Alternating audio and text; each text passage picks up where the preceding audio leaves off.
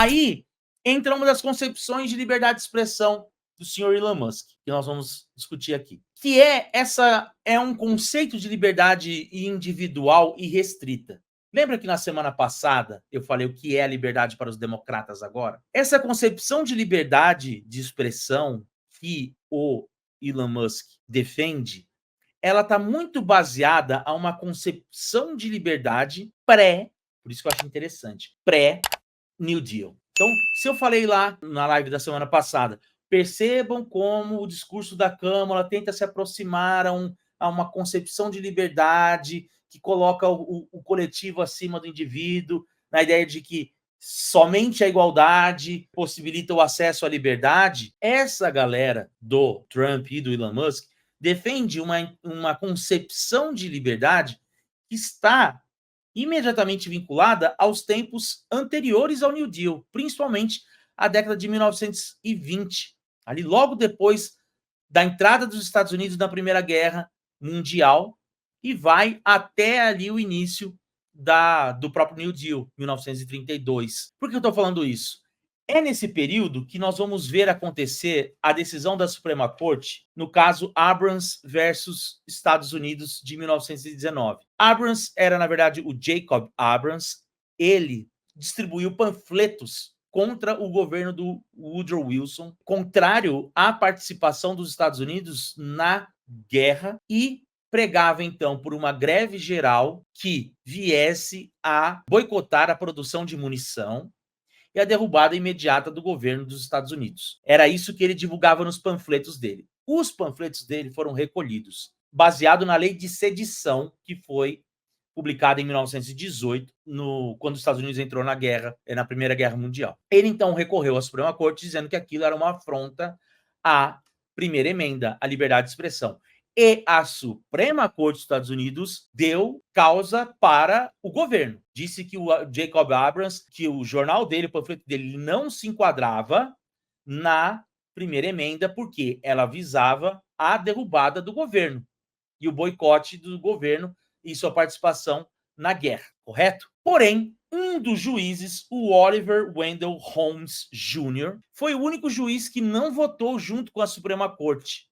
E ele defendeu uma coisa que ele dizia que nos Estados Unidos a liberdade de expressão deveria funcionar como uma espécie de mercado livre das ideias. Muitas vezes esse termo é atribuído ao Stuart Mill, e eu já encontrei as duas referências.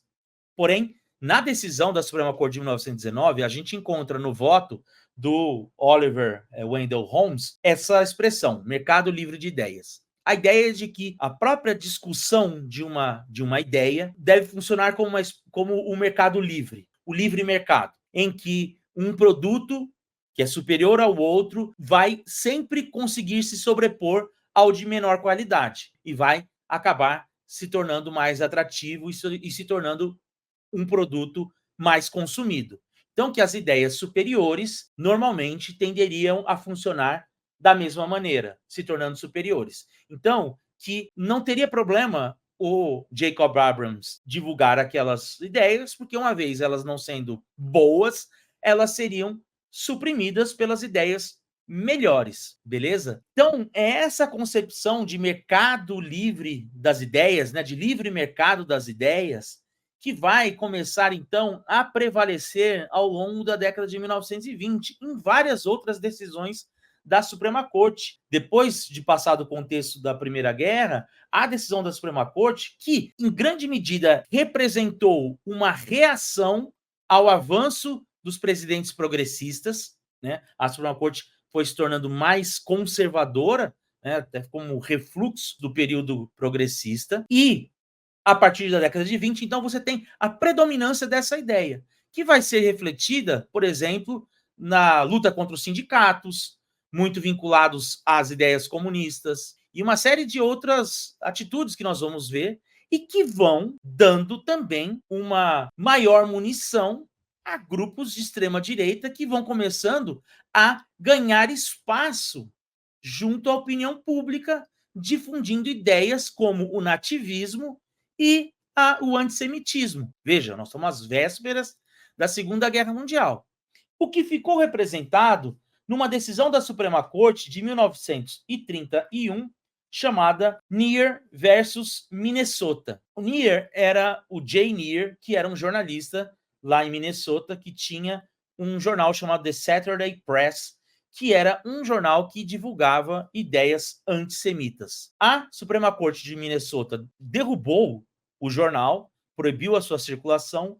No entanto, a Suprema Corte norte-americana liberou, baseado nessa concepção de que a imprensa se constituía como primeira emenda e que no mercado das ideias, as ideias melhores prevalecem. A década de 1920, coincidência ou não, é a década da organização da Ku Klux Klan, da segunda grande onda da Ku Klux Klan, que foi movido em grande parte pela imigração dos negros do sul para o norte.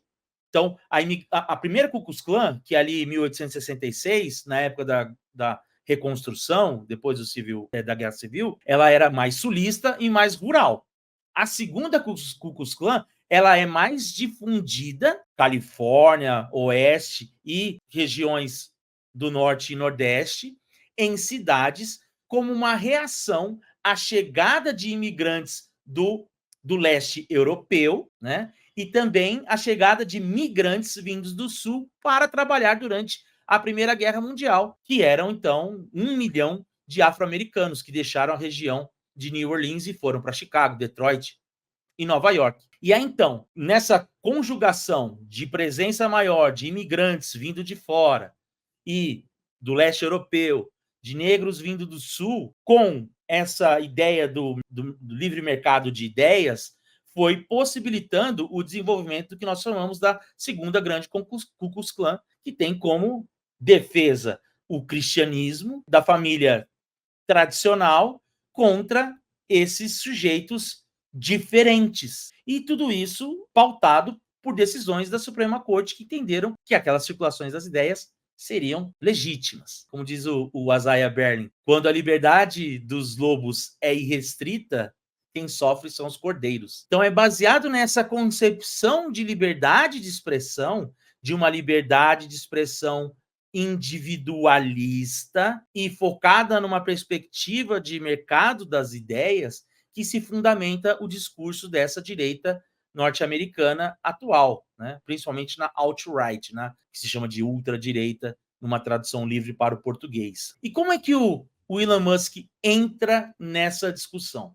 Bom, ele entra nessa discussão a partir de um caso pessoal que ele teve. Para quem não sabe, o Elon Musk tem uma filha que é transgênero, que na verdade é do primeiro casamento, era um menino e que, à medida que foi se descobrindo, né, foi se orientando, percebeu que se entendia como uma mulher e fez a mudança de sexo. E ele simplesmente diz que o filho dele morreu, não considera a filha como sendo filha. A filha, inclusive, retirou o sobrenome dele e culpou a ideologia de gênero como a culpada pela decisão do filho, né? Da filha. E a partir daí, ele começa uma jornada anti-woke. E essa jornada anti-woke que ele começa, ele vai canalizar, tendo diretamente como inimigo o Partido Democrata.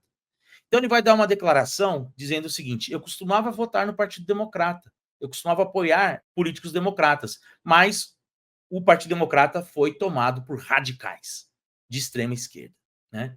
Inclusive, na época que ele fez essa declaração, eu fiz um vídeo aqui, um corte de uma live, explicando que se há radicalização de algum partido, não é o do Partido Democrata, mas sim do Partido Republicano. Nesse mesmo passo, ele faz a compra do Twitter, dizendo que agora o Twitter vai ser utilizado para a defesa da liberdade de expressão irrestrita. Quando ele chega e compra o Twitter, ele manda embora toda a equipe de mediação, que era uma equipe de mediação vista como progressista, né? Não, assumidamente progressista.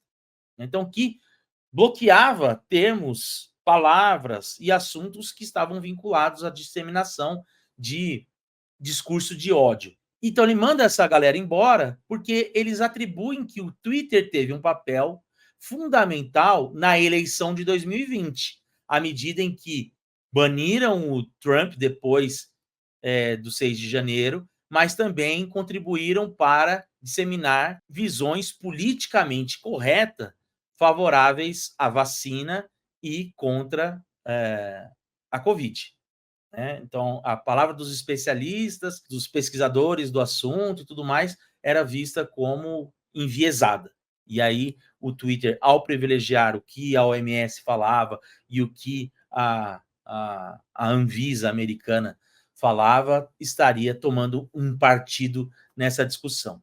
Então, quando ele faz essa compra, ele já está ali de olho num perfil que a plataforma tem e que é atribuído o sucesso da eleição do Biden relacionada a ela. A mesma acusação também surgiu semana passada por parte do Zuckerberg, falando que o governo Biden tentou censurar conteúdos relacionados à pandemia e que iam contrárias às determinações do próprio governo Biden e assim por diante. Quando ele manda essa galera embora, ele implementa essa visão do livre mercado de ideias, ao ponto de que a pornografia explícita estava presente cotidianamente no Twitter, né?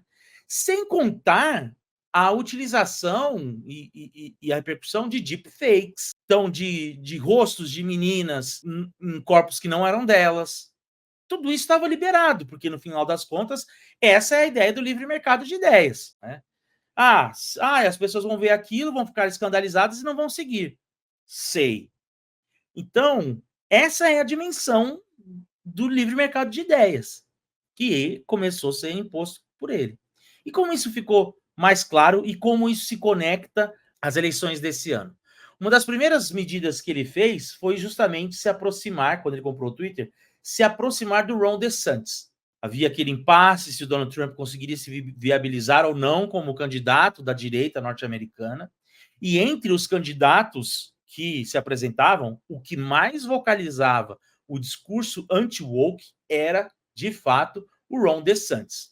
Então ele faz o lançamento da candidatura do Ron DeSantis, que foi um fiasco, no Twitter, e a partir daí ele começa a divulgar essa agenda, a chamada agenda anti-woke. Depois que ele fez isso, ele recentemente difundiu, quando a campanha de fato começou, a Kamala Harris assumiu no lugar do Joe Biden, ele começou a veicular um vídeo da Kamala Harris falando coisas contra o próprio governo de Joe Biden. Detalhe, era deepfake, não era a voz dela. Notoriamente não era a voz dela. Ele sabia que não era a voz dela. E mesmo assim ele compartilhou para todo mundo da plataforma, que ele tem essa possibilidade de entregar o conteúdo dele para até quem não o segue. Aí o Gavin Newsom, quando isso veio à tona, ele falou assim, olha, peraí, essa não é a Kamala, essa voz está alterada.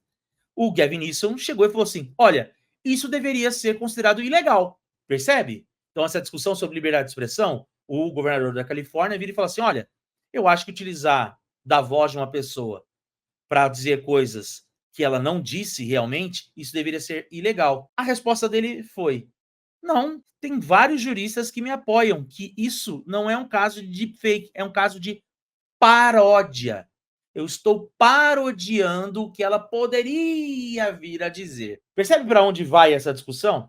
Utilizar a voz de uma pessoa sem ser dela, sem ser ela falando para transmitir mensagens que pode confundir o eleitor, para ele é entendido como paródia. Segundo evento, o caso da boxeadora que a extrema-direita, principalmente no Brasil, divulgou como sendo transexual e que não era. Ela não era transexual. Inclusive, no país dela, é proibido qualquer tipo de identificação ou operação de alteração, de mudança de sexo. Quem ajudou a difundir isso? Ele. Então, quando você percebe que isso começa a pipocar no Brasil, lá na Inglaterra, em vários lugares ao mesmo tempo, e que estão articulados a ele, numa cruzada anti-woke. Então, na defesa, por quê? É esse o país que a Kamala Harris quer legar para os Estados Unidos, onde as mulheres vão ser massacradas por homens trans, por mulheres trans. Percebe? Esse espantalho. A cultura woke nada mais funciona como uma espécie de espantalho que você usa para falar aquilo que o seu suposto inimigo defende, quando na verdade não é exatamente isso. E aí, por fim, teve o lançamento da campanha do Donald Trump, que ele chamou o Trump de volta para o Twitter e utilizou a plataforma para fazer uma campanha. Percebam então, se fosse pela simples defesa da liberdade de expressão, o Twitter não cumpriria nenhuma decisão judicial de nenhum país. Isso não se verifica. Se fosse pela liberdade de expressão, ele contratou um ex-âncora da CNN chamado Don Lemon, que saiu da CNN, começou o seu canal no YouTube para fazer lá, enfim, como vários outros jornalistas que começam a vida independente depois que saem de uma grande emissora, já tem uma audiência cativa que vai segui-lo. Ele contratou o cara. Quem foi o primeiro entrevistado do cara? O Elon Musk. O cara simplesmente fez 2 perguntas que ele não gostou, ele demitiu o cara. Ora, que liberdade de expressão é essa, Elon Musk?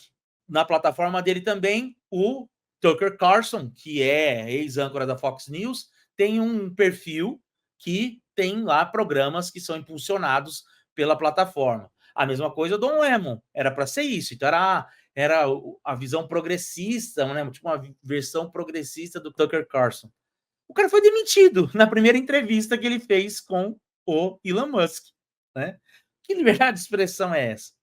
Então, ao fim e ao cabo, me parece que essa atuação está diretamente orquestrada a essa utilização da plataforma, direcionar mais certos conteúdos, entre esses conteúdos vinculados a um discurso da direita americana e que agora se aproveita desse evento para turbinar um discurso da direita lá norte-americana, que vai então se apoderar do evento que está acontecendo aqui no Brasil para, da mesma forma como o caso da boxeadora, dizer que esse é o caminho que os democratas querem para a América. Você acabou de ver um corte da Imperial Live, a live imperialista do canal do Sorrilha, que vai ao ar toda segunda-feira, 8 horas da noite. E se você gostou do conteúdo, considere se transformar em membro apoiador do canal para participar de camarote nas lives, além de várias outras vantagens que você vai ter acesso. Já deixe um like no vídeo, se inscreva no canal caso não seja inscrito, caso não seja inscrita. Nos vemos na próxima.